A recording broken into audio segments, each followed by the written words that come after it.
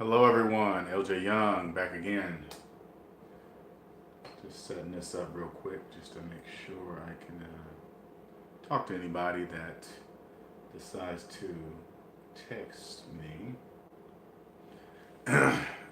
Today's video is not really any informational, but it's more of just I wanted to share with you guys my journey since becoming a debt-free man about I'll say about 5 years ago. I became debt free about 4 or 5. I guess that's when I started about 5 years ago. I'm debt free today. And when I say debt free means I owe nobody on earth one dime. All right. So I wanted to, if you've never been debt free, I wanted to share my journey with you so you can kind of get an idea of what that is like. Um, I've been in debt since for the first 40 years of my life. I am 49 years old as of this year, and I want to share my experiences with you. One thing I do know is now I fully understand that time, and I'm gonna point out the obvious so you kind of get an idea of what I'm saying. I understand now that my time is the most valuable thing on earth, right? And I've been selling it for very cheap. Knowing that I can never get more of it, I've been selling it for very cheap, and I've been selling a lot of it. Um, and when I say selling a lot of it, 40-hour work week, 40 plus hour work weeks, and all I've been doing is focusing on the money, and not realizing that I can never get that time back. And I now understand that true wealth is owning the time in my life. The more I sell, the less I own. So, damn, I was selling a lot, man, when I think back. And I'm gonna share with you guys what I see. And now that I'm out, being in debt all my life, it's you remember back in fifth grade where they just teach you about dimes and nickels and quarters and dollars and what it adds up, and if you take it away, this is how much you have left. It upsets me because all I had to do was apply that to my regular finances, to my personal finances, and I'd have been a multimillionaire a long time ago. Really, it's really that easy. And I realized had I only added up my debt and not been afraid to add up my debt, I would have known that that was my ticket to freedom, to financial freedom. True financial freedom is not not having any debt. I always thought it was rich, winning the lotto, getting a better job, and this is I'm gonna show you what I used to think but never said when I was in debt with a job, right? I remember going through like fancy neighborhoods, right? And I would see a house and just be amazed at the size of the house and what it looked like and so on and so forth. But in the back of my mind, something was always saying, "You'll never be able to get that. You'll never actually be able to own that or have that, right?" But knowing that a regular job, because logically I knew a regular job wasn't going to get me that, right? I knew it, but nothing in my mind told me to stop me and say, "Wait a minute, Linnell, those are regular people living in those homes. They're not space aliens. They're just like you and me. I mean, they're no different than me. They just knew something that I didn't know."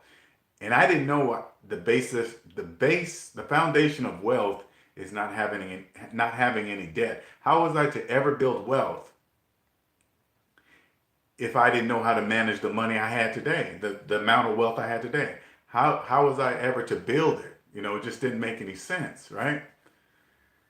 And I also remember how you always hear about homeless people, or even when you're driving down the road in your nice car or whatever, which I never owned. I drive down there and it was leased or it was making payments or whatever. I used to always fight over leasing versus buying. Neither one mattered because the bank owned the car. It didn't even matter which one. But in my mind, I was thinking it was better if I bought whatever, right? And I remember seeing homeless people, right? And knowing in the back of my mind, that little voice in the back of my head saying, Linnell, you are one or two paychecks from being just like that person. If I was to lose my job or get laid off, I'd have been in trouble after about a month, right? Because I had so much debt. I didn't realize my job was keeping me, afloat. Job is just over broke. Job is the one that was masking my true debt. Now that I'm out of debt, I see that slavery is still alive, right? And there's a cost to it. Everybody can be free. You don't have to be a slave. I didn't realize I didn't have to be a slave to debt. I had to pay my debt off to be free. Like today, I'm financially free. I owe nobody on earth a dime. I don't owe anybody. And it's an amazing, beyond belief, amazing feeling. I'm free to do whatever I want. And so now when I see like big mansions or fancy cars or whatever, not saying that I necessarily want it, I now know that I can obtain it if I want. It's not beyond reach. I just gotta figure out how to bring enough money to buy that. Now, when I say buy, I'm not talking about financing. I'm talking about buying it. Like, here's the cash. Boom, done, right? But credit fooled me, right? And it's insulting to me. When I think back now, sometimes I get upset, I get mad because credit made me seem like I owned this stuff that I was this car, this house, these clothes, these, you know, it's just it bothers me because now that I'm 49, I'm still young, but knowing what I know today, for the last 20 years, man, 25 years, 30 years, I could have done things very differently with my money. I would have been not following society, right? I'm still gonna do it. I'm still gonna become a multimillionaire. I'm still gonna do that, but I could have did it much sooner in my life had I known what I'm sharing with you today. And it's so easy to see today. Like, here's another example, right? Like, I kept my student loan for like 12 years, right? Now I'm gonna say it to you in a way I wish somebody would have said it to me, right? If somebody would have walked up to me and said, "Hey, Linnell, if you went to finance a car or something, and they said you're gonna finance this car for 12 years," there was no way I would have financed the car for 12 years, but yet I kept a student loan for 12 years. It doesn't make any sense. When I think back of myself, I'm just talking about me, guys. I'm just talking about me. 12 years of student loan debt. Now, I paid it off. It's done. But you know what I'm still afraid of? I'm afraid to add up what I really paid for my degree. I really am afraid when I add in all the interest and the late payments and when they be switching stuff around, and it's just, and student loan debt is the worst debt to ever. Student loan debt is the worst debt because you can't bankrupt it. So no matter what happened in my life, I couldn't get rid of it. Like 2008, I've been in IT all my life, right? And 2008 was a bad year for me, right? And I got laid off, and I went from making $85,000 a year to unemployment, and the unemployment money I was getting was one of my car payments back then, right? But yet that student loan debt was still there. It's like student loan debt is like the cockroaches of the economy. No matter what the economy does, if it tumbles, if it falls, if it blows up, student loan debt survives. That's how serious it is, right? And if you now that I look at it, slavery is alive, but it's not forced. It's offered. It's crazy. It's offered, right? And I'll tell you what I mean by offered, right? You you can an 18-year-old can get $50,000, $100,000 in student loan debt, right? And just take whatever they want in school. It doesn't matter. The, and it's freely. And they don't really keep track of what you spend the money on. People can get the money, spend it on clothes, shoes, apartments, loan it to their friends. And never once did I hook up, um, become aware of that and step back and say, Linnell, why is this money so easy to obtain? Why is it so easy to get? Because I will pay it back for the rest of my life. If I don't pay it back, I'll have a debt for my entire life. I cannot bankrupt it. And what is it up to now? $1.5 trillion in student loan debt? That's a lot of money, man.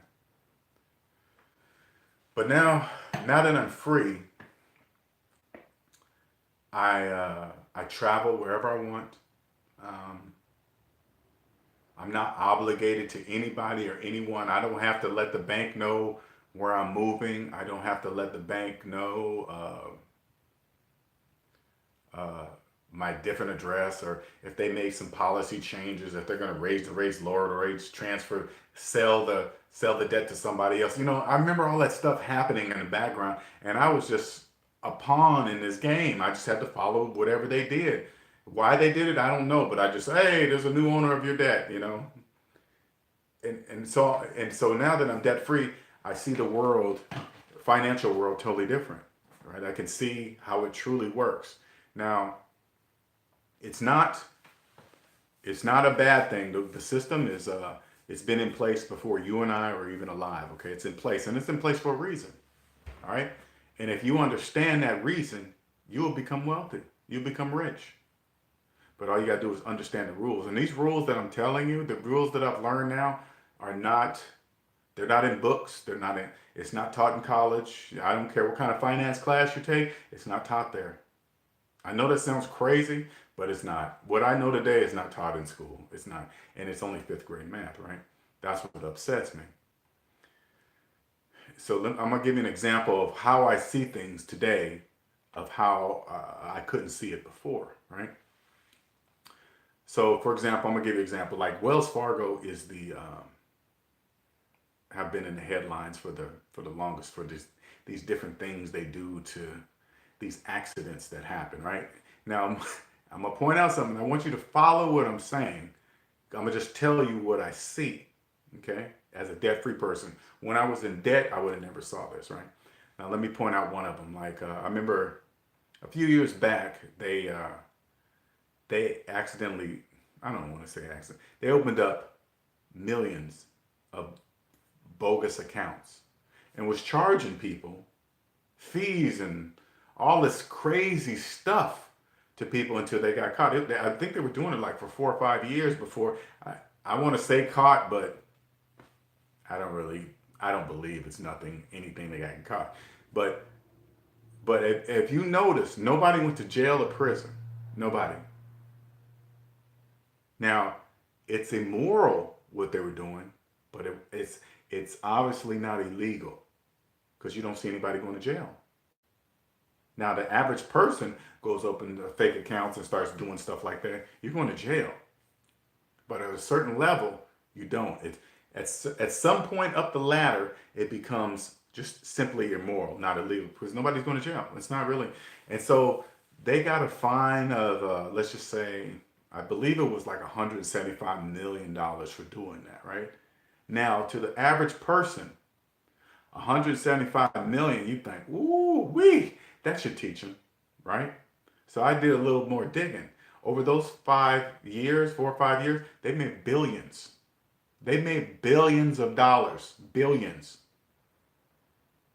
So imagine you have $100,000 in cash, and somebody came to you and say like you did something like them at a much smaller scale, and they find you $1.75. That's how it is. $1.75.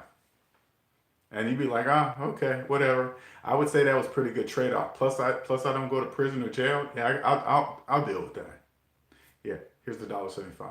Now here's another one I just recently read that they were down, they were shut down.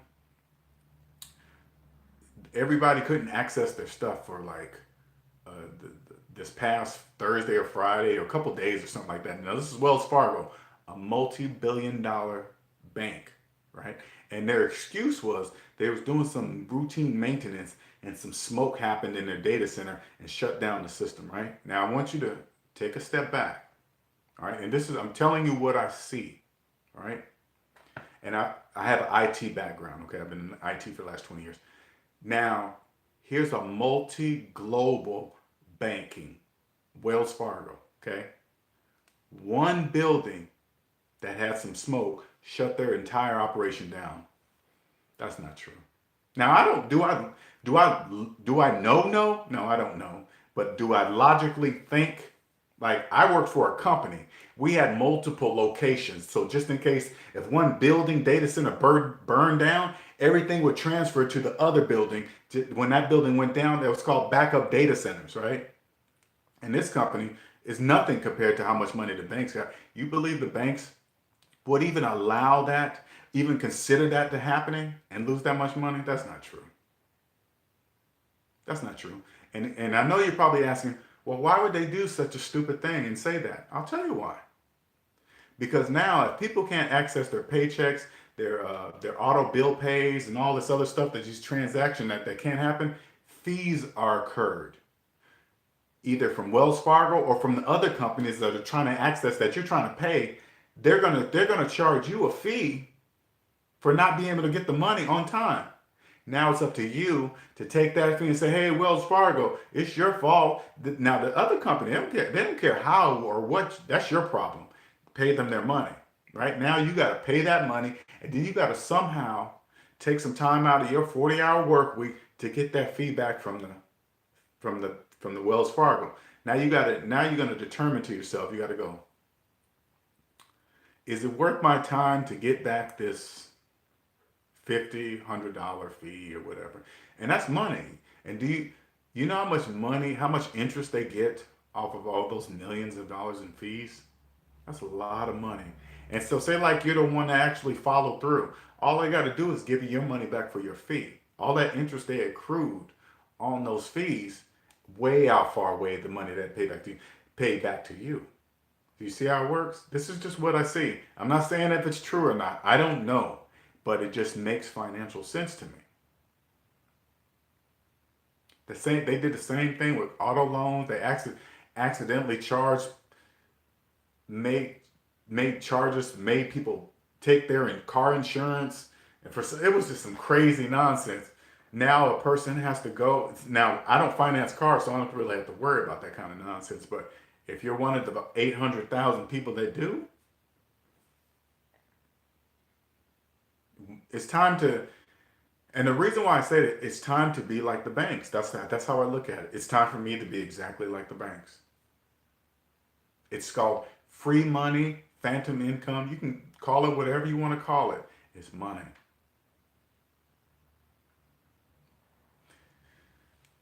I can't help the way I see things now with that. So, but as a debt-free man, I love it. I love being able to see money and finances a totally different way. Um, Helping people change the way they look at their personal finances and understand how the system works. I 100% understand how our system works now, and it's lovely. It's somebody designed it, some family designed it, but it's like clockwork. It's let me give you one more example. Um, uh, like the IRS. Now, have you ever stopped and wondered why are the penalties for the IRS if you try to skip taxes, tax evasion, blah blah blah? They're stiff. You could go to prison if you do that. Like say like you owed the IRS $100,000 and you decided you wasn't going to pay. You can go to prison for that. All right. But yet you can owe $100,000 in student loan debt for your entire life and not go to prison. You ever wonder why that is? The reason that is because the IRS, the tax system, is the backbone of our system. I understand and I respect it. I understand it. I understand why it's in place, and it's not a bad thing. It's part of the system, and it's the backbone of the system. I understand it. It's not a bad thing. Don't get caught up. I don't. I no longer get caught up in people acting as if the taxes are the ones that's keeping them down. So now, like today, if I hear a person speaking like that, right? The first thing I think in my mind is that I want to see that person's personal credit report. Because you got to be careful. You got to be very careful who you hear financial information from, because first you must know their financial status before you can take their information to heart and use it to yourself. Use it for yourself, because you don't know where they're at. So they they might not want to blame themselves, so they start blaming the system. You can't. You, once you now that I understand the system, it's not the system. It's not. Becoming financially free, which I am, which means having no debt, it has totally changed my life. And not everybody can understand it. No, not everybody can get. It's like, when somebody just finds religion and then they try to just bombard people with it because they found something new. I get it. I'm the same way. I was the same way. I'm gonna slow down and stop doing all that stuff, but it's the same way. I was like, oh, look what I found. I found this way you can be. This is how you become financially free. It's not becoming rich or winning the lotto. It's paying off your debt and not owing anybody in the world, right? But had somebody told me that 20 years ago, I probably wouldn't have believed it. Because credit and debt was pounded in my brain that I needed it to survive and live and be anybody in the world. But it's not true. It's not true. The being debt free is the gift itself. The gift I have now is the gift of understanding the system. Now I teach very few, but it is the gift. So now it's time for me to take this gift and use it to build my own wealth, right? And now I can do it I don't have to cheat anybody. I don't have to cheat on my taxes. I don't have to rob people. I don't have to lie to people. I don't have to, there's no, when you get to this level of finance, cheating and cheating the system and lying to people and stealing their money is not tolerated. It's not tolerated. You know why it's not tolerated? Because it's not needed. You don't need to do any of that. But the first step I had to do was get out of debt. That's the first step. If you thought going on a diet and stop eating the bad stuff was hard, try working with people and their money. That's like 10 to the power. It's difficult. But now I understand that I'm not here to convince anybody of anything, because I know I'm right, because math says I'm right, right? So it's not really, I'm not trying to prove anything to people, but yet people believe I'm trying to prove something to them. I'm not trying to prove anything. I'm just saying, hey, use your own calculator. I can show you, but a lot of people don't. So I think what I'm gonna do now with this channel is I'm just going to share my life with you, share my story, share when I come across these type of articles like the Wells Fargo, and translate that what that really means, just like I did in some of my videos with the government shutdown and stuff, right?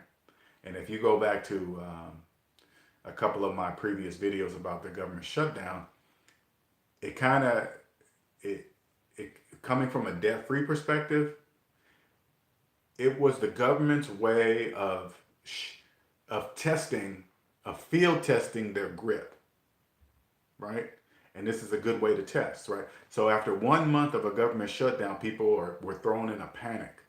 I'm losing my house, my car, I can't buy food, this and that. After 1 month, after a person's working all their life, 20, 30, 40 years at a government agency, whatever, and 1 month breaks them. Okay, that's enough.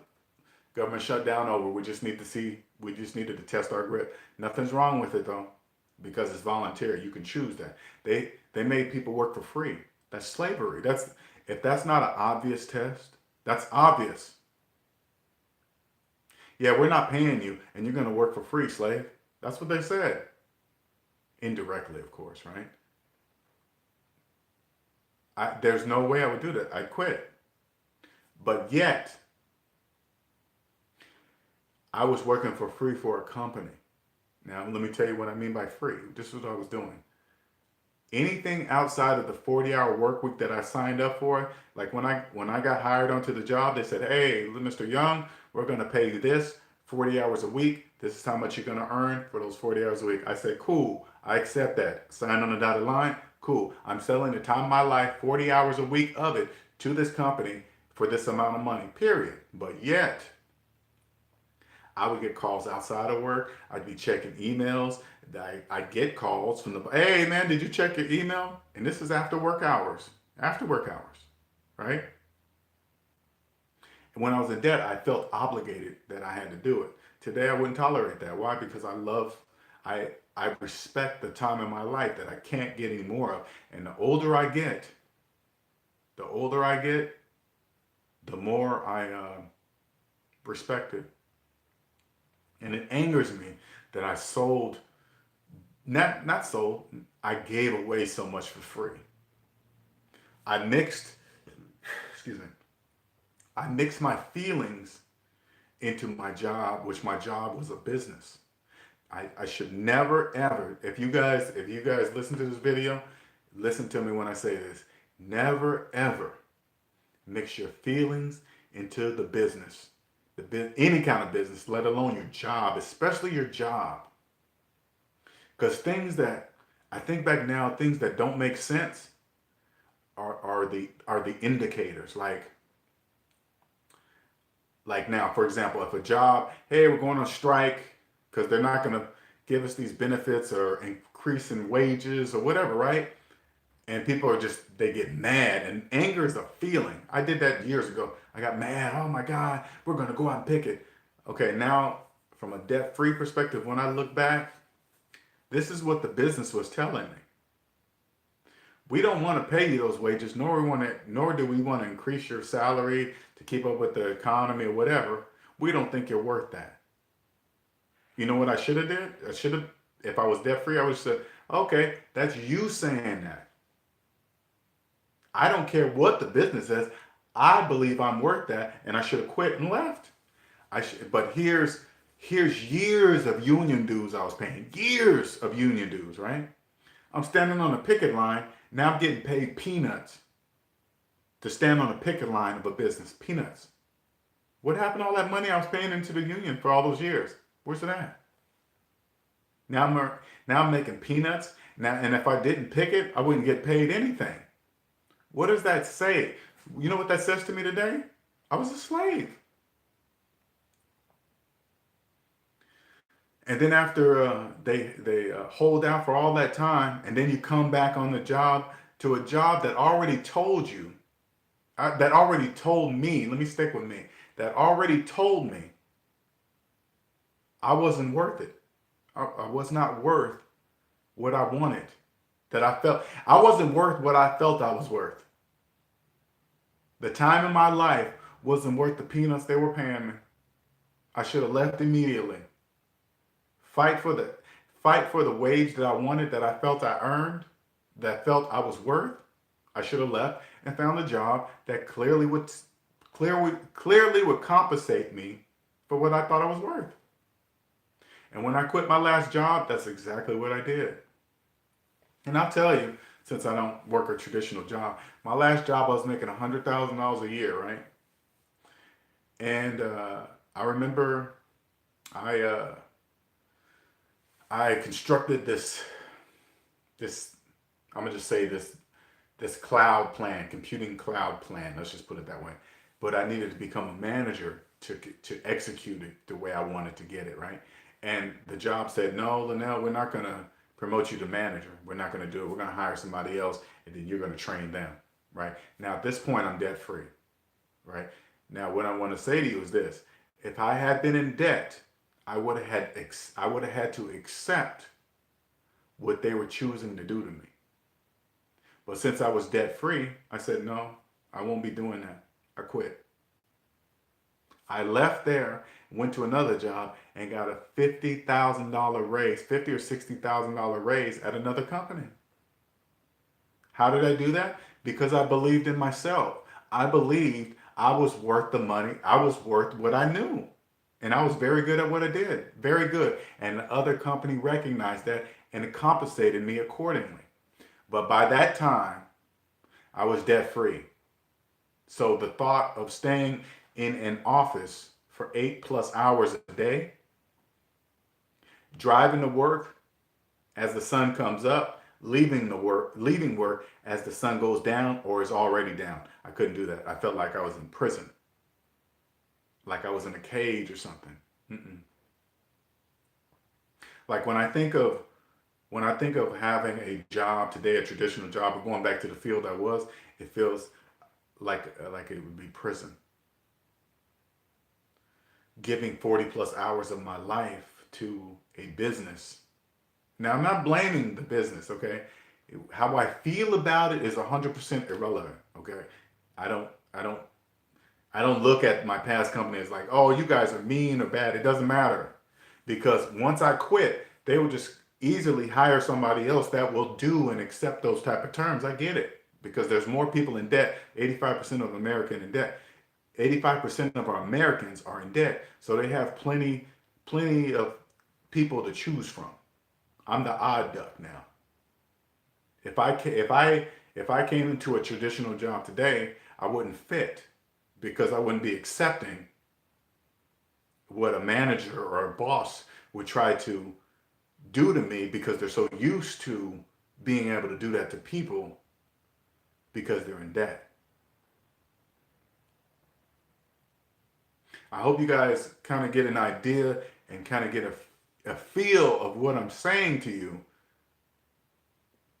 because I'm trying my best to transfer my journey onto video, so you kind of can see it in your life. Like I made a video yesterday. This if you do anything outside of your hours, of your job, of your position, you are giving that time away in your life away for free.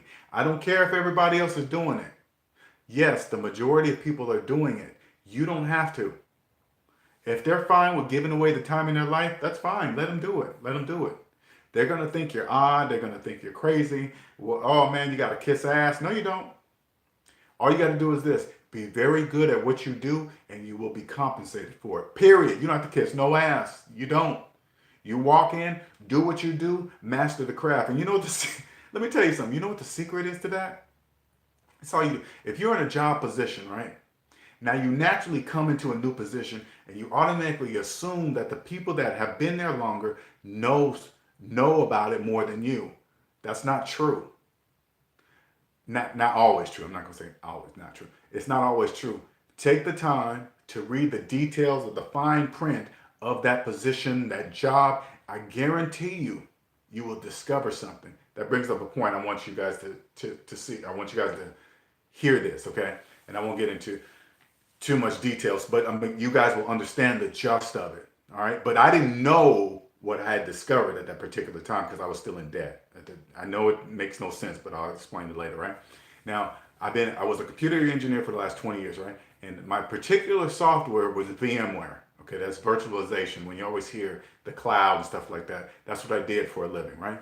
And I remember I was trying to do this one particular design, and I had to make a particular connection to make it happen, to make it just this plan in my head. So what I did was I went to this VMware conference that was in Vegas or something, right? This big old huge VMware conference.